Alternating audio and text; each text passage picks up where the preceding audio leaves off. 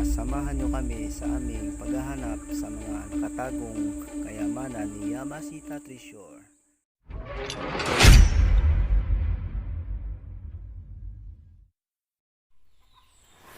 So yan mga ka-treasure hunter, matagal-tagal din tayong hindi naka-upload kasi busy. So may papakita lang ako sa inyo mga ka-treasure hunter.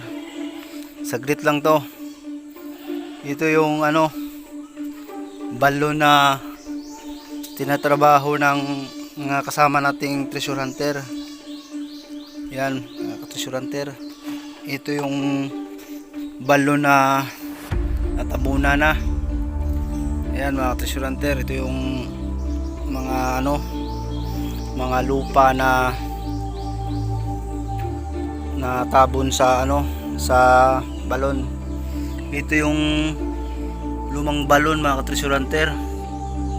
Yan. Tinabaho to ng mga kasama nating treasure hunter. Ang ganda ng pagkagagawa ng mga bato mga treasure hunter. Yan. Talagang pinili yung mga bato malalapad na puti. Tapos sabi nila mga treasure hunter, yung hinukay daw nila to, may nakuha daw silang mga sign. Hanapin natin mga treasure hunter, baka nandito lang tinabi. Kaya nila tinabi yung mga sign na nahukay nila.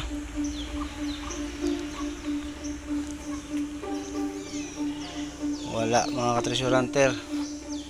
Saan kaya nila nilagay yung bato na mga sign? Tapos mga treasure hunter, yan, ito yung balon na natabunan na, hinukay nila.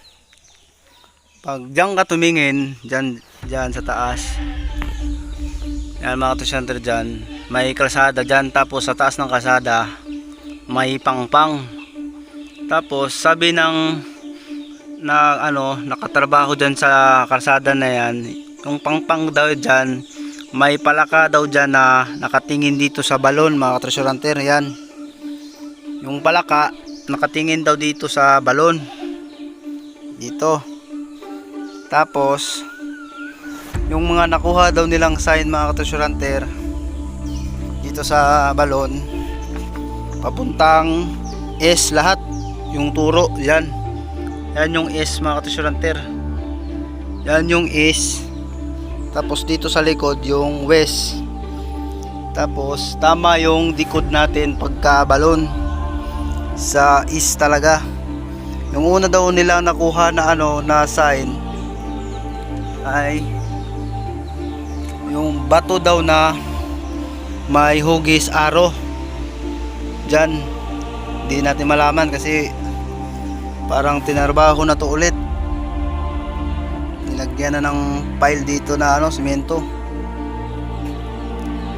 Yan mga treasure hunter, yung bato daw na may guhit may guhit na arrow ay papunta ng east. Yan, dyan yung east. Tapos doon naman sa bandang ilalim mga treasure hunter, nakakuha na naman sila ng ulo ng parang butiki na dito banda sa gilid, dyan sa ilalim na to, na nakatingin din papunta sa east. So ibig sabihin mga ka-treasure hunter, papuntang east talaga yung nito, papuntang east talaga yung deposit dyan, papuntang east yan dyan. Tapos hindi nila to tinuloy mga ka-treasure hunter dahil yung mga kasamahan daw natin ditong nagtatrabaho ay nag-away. Dahil iba-iba yung style nila, hindi sila nagkaintindihan. Ang ganda ng magkakagawa mga ka-treasure hunter. Tingnan nyo, balon.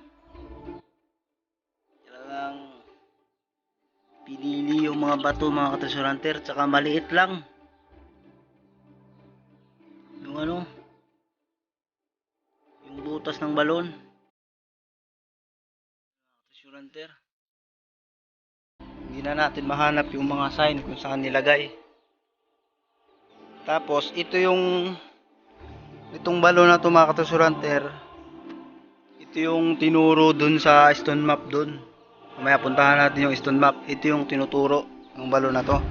Tapos pati yung pinaglagyan ng palaka dyan sa itaas mga ka-treasure hunter, pupuntahan din natin yan, pero wala na yung palaka. Binasag na ng nagtatrabaho dati dyan sa kalsada. Basag na yung palaka. Tingnan natin ito mga ka-treasure hunter. Baka andito lang yung mga sign na sinasabi nila.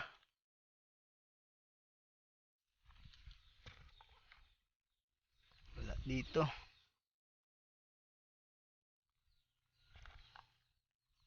Saan kaya nila nilagay?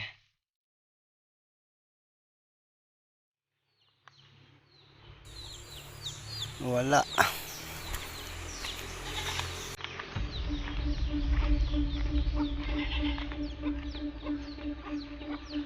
Wala mga ka-treasure hunter. Baka tinabunan dito. Ito yung hukay nila na lupa. Baka andito yung ano, mga sign natabunan. Kasi yung naghukay dito mga ka-treasure hunter ay mga beginners. Hukay lang ng hukay. Hindi alam kung paano i-decode yung mga sign na nakita. Sayang mga ka-treasure hunter. Ito yung balon. Dito papunta yung mga yan dyan, dito papunta yung mga sign na natagpuan nila dyan mga ka-treasure hunter. Yan, tsaka sabi ng kasama natin, pagdating nila dun sa ilalim, mga ano lang siguro to mga ka-treasure hunter, mga 4 na metro lang siguro to mga ka-treasure hunter, or 5 ang lalim. Tapos dun sa ilalim, nangangamoy ano daw mga ka-treasure hunter, nangangamoy, ang tawag dito, yung parang pweson. Nangangamoy pweson daw dyan sa ilalim, na mabaho daw, masakit daw sa ano, sa ilong. Dito papunta yung mga sign nila. Ayan, dito yung S. Ayan, dyan yung S mga ka-treasure hunter. Andun rin yung stone map dun. Ayan, puntahan natin yan mamaya dyan. Sayang yung ano, trabaho nila. Hindi nagkaintindihan mga ka-treasure hunter. Tsaka dito sa lugar na to mga ka-treasure hunter, talagang marami ang nakabaon. Sa alam lang namin, ano, yung ano, yung dahon na sign dyan, may dahon na sign dyan, nakuha na yan ng ano, may-ari ng lupa dito. Yung dahon sign na yan, isa yan dyan, isa. Tapos yung sa balon yung pangalawa, yan, pangalawa dito mga ka-treasure hunter sa balon. Tapos marami ditong nakabaon mga ka-treasure hunter, dahil dati daw mga ka-treasure hunter, itong lugar na to ay ano, daanan ng mga Hapon.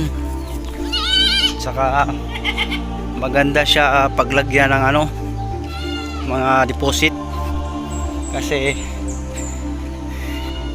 hindi siya masyadong ano, matarik. Yan, dito mga ka-treasure hunter. Ito naman yung sign dati na pinapakita ko sa unang vlog ko mga ka-treasure hunter. Yan, yung X na may P. Yan, ito yung P. Yan, letter P yan mga ka-treasure hunter. Yan, P. Yan, tapos ito yung X. Tapos mga 1 metro mula dito sa X na may P mga katrosyurante. Ito yung bato na makikita nating sign. Yan, pinakita ko rin to sa unang vlog ko mga katrosyurante. Yan.